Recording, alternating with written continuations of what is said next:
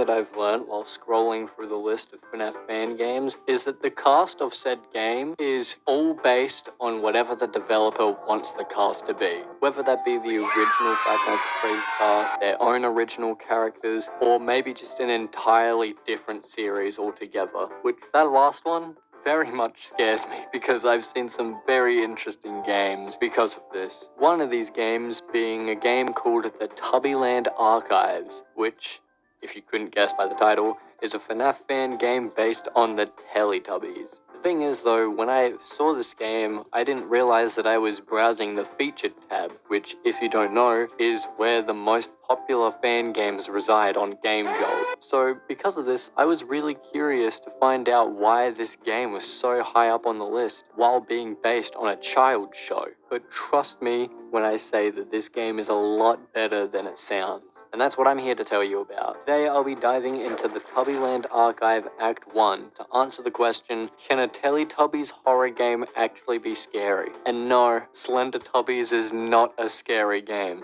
That game is arse. Don't even mention Slender Tubbies to me. So now, let's have a look at the FNAF fan game that was based on the Teletubbies, the Tubbyland Archives.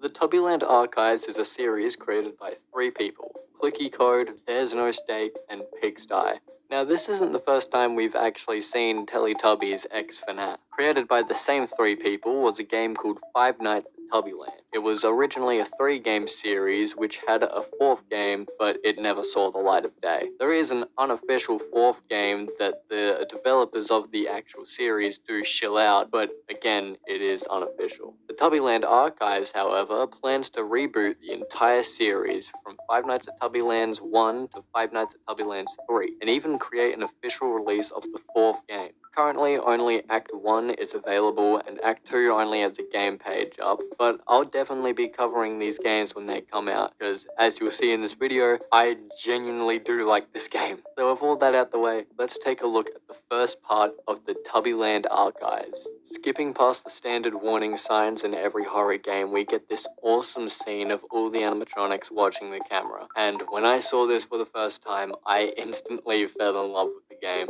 Never have I ever seen a 4-second cinematic at the start of a game that's gotten me so hyped for what I'm about to get into. It already shows all the love that went into the game, and we haven't even gotten into the game yet. Clicking a new week, we get another small cutscene which has the CEO of the Tubbyland Activity Center, an abandoned entertainment venue that plans on reopening sometime soon.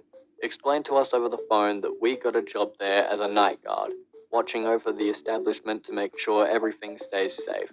Yeah, boss, everything looks pretty good. I think she's ready for her first show, actually. And of course, at the end of the cutscene, we realize that we're playing a FNAF game and that the robots at this creepy place are not what they seem. And they're spooky! What?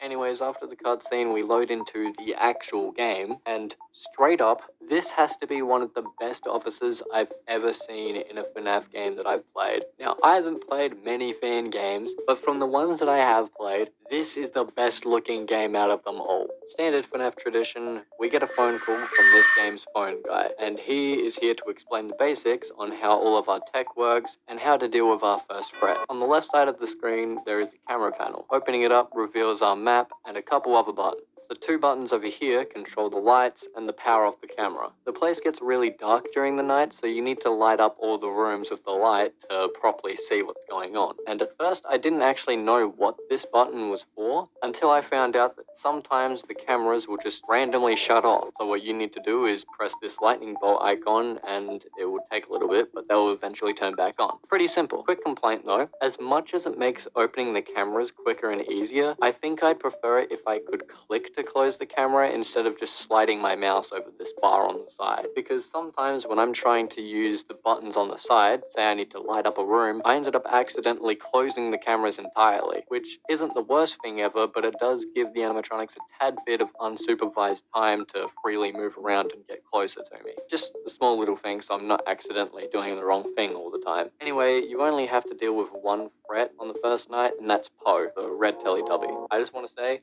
I know nothing about the Teletubbies. I had to research a lot about the Teletubbies to actually figure this out, and I did find out some very interesting things. Apparently, the red one and the purple one are dating or something. So, anyway, Poe doesn't have any eyes, so you need to use an audio lure to distract her. You can't audio lure from the other side of the map though, so don't try it. I tried and I learnt the hard way. This night is really easy to deal with though, because you never actually run out of camera power, so you just keep Poe on the other side of the building and watch them the whole night, and if she moves, then just use the audio lure to bring her back. Although the next nights do actually add some more challenges, so we'll get into that now. On night 2, you have 2 animatronics to worry about, Lala and Nunu.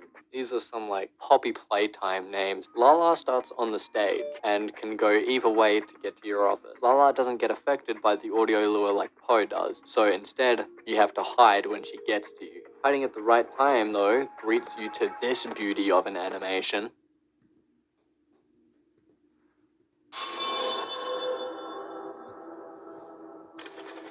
And to say that this scared me when I first saw it would be the biggest understatement ever. It's such a chilling moment watching this monstrosity break into your room and you're just sitting inches away from it. It's a great animation and a tense moment, and I love everything about it. Now, don't just think you can hide all game though. Nunu resides in the hiding spot.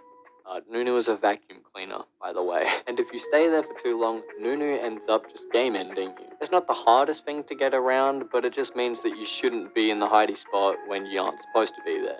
And that's all that you get told on this night. But the game decides to pull a little prank. You know, a tiny little troll. We do a little bit of trolling. At around 4 AM, the game secretly activates a third Teletubby named Tinky Winky, which is the purple one. The only reason I knew this was because I checked the camera that Tinky Winky usually sits on, and it was just not there. Luckily though, I didn't end up running into him on the night until the night afterwards, where the phone guy tells me that halfway through last night, they decided to turn the purple one on. Wow, man. Thanks for the heads up. Tinky Winky is pretty easy to deal with though, because unlike the others, he actually has a sound cue when you're on the same camera as him. If you hear him, all you have to do is shine your flashlight until he moves back to the previous camera he was on. The phone guy also lets us know that he has some suspicions about this place, and says that later tonight he's going to do some snooping around in the CEO's files to see if he can find anything devious. What do you know, on night 4 he reports back, and he did indeed find some juicy details. But we don't actually know what was in the files, because as he's about to tell us, the CEO walks in on him and asks if he's been doing some snooping. Mr. Bossman then tells the phone guy to meet him later tonight, something important, but I don't think you need to be a super detective to figure out that this isn't work related and it's just a ruse to probably kill the man. Before the phone guy leaves though, he quickly tells you that he couldn't review how the green Teletubby behaved. So he just says that probably hide if you see him, because he's only got one eye, so his vision's probably terrible. Now, I understand that he didn't have enough time to actually tell us how to deal with the threat, but I still feel like there should be some way that the game tells us that he's gonna appear at the door. Because up until this night, I had adapted to a playstyle where the only time I needed to put the camera down was when Lala was coming into the office. Because there's no power system, and the main way of dealing with everyone is mainly on the cameras, I decided that there was no use in putting the camera down besides when I needed to hide. This could also be seen as a good thing though, because it changes the playstyle up and instead turns your eye away from the other animatronics to make sure that Dipsy isn't at the door. But I still think that either way there should have been some better indication that he's going to be at the door, and that's how you have to deal with him. Night 5 doesn't actually add any new gameplay mechanic, and instead just makes everyone else a lot more aggressive. But we do get a phone call from the phone guy, and instead of summing it down for you, I'm just going to play the full clip, because to be honest, I really like this phone call. You have one new message. I like paper clips. Hello? I like paper clips. I have so much to say.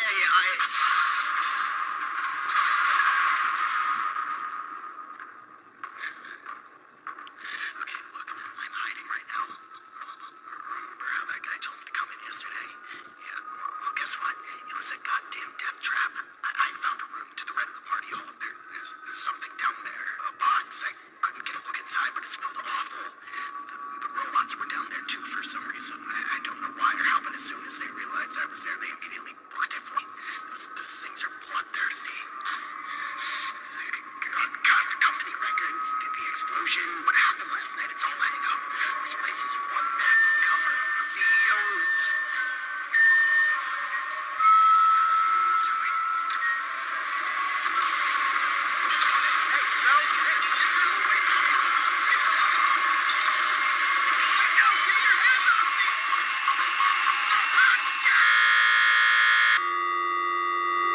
and that's all that you're left with. Honestly, I really liked the performance from the phone guy tonight. You don't see anything happening on the call, but it's such a tense moment and it really hooks you in. Anyways, after you beat the night, you decide that you're eventually going to go back to the place for one final night to grab the files that your co-worker couldn't grab and leave. On night 6, nothing special really happens besides this scripted segment where halfway through the night, your power cuts out in the office, and also the AI is very, very difficult.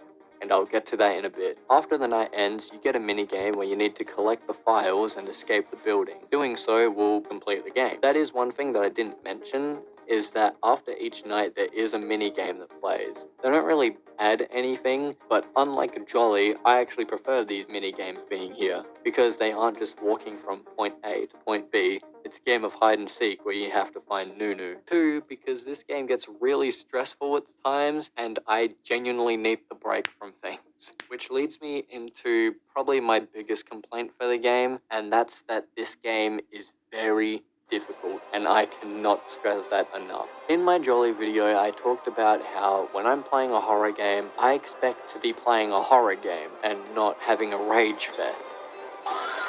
Fucking little fat squeaky little And I'll say it again for Tubbyland. I like that the game is constantly making me do something. The AI moves so frequently that it's too hard to keep up with all of them. And especially on night 5 and 6, I got jump scared so much to the point that instead of getting scared, I was complaining about anything that I could possibly complain about. Like how a Fortnite kid blames every death on a hacker.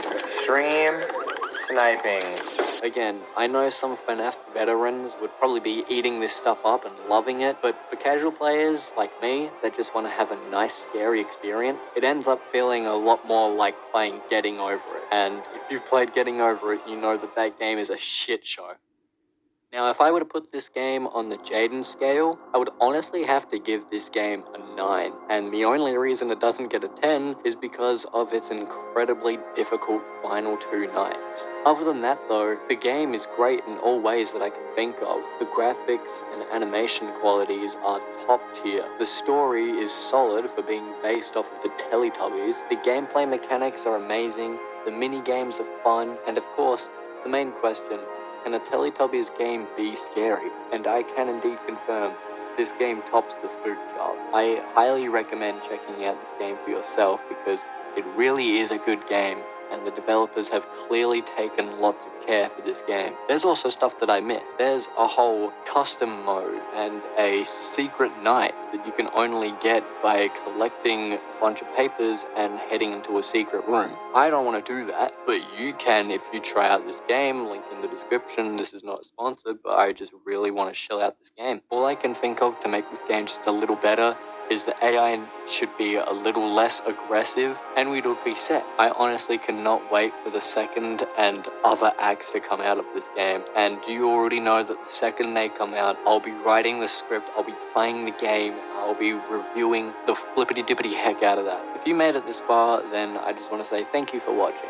If you found this video entertaining, please consider subscribing and liking. I'm actually trying to make it to 1 million subscribers by tomorrow, so if we could hit that, that would be great. Thanks. No, but for real, any support helps the channel out, whether it's just watching it, you're liking, you're subscribing, even commenting it just supports me, and I'm so grateful. You can check out the Jolly video here if you want to see how well that game aged. Also, thank you for 160 views on the Jolly video in less than 2 weeks. It really means a lot to me, especially seeing as that was my second video. Thank you for watching this one.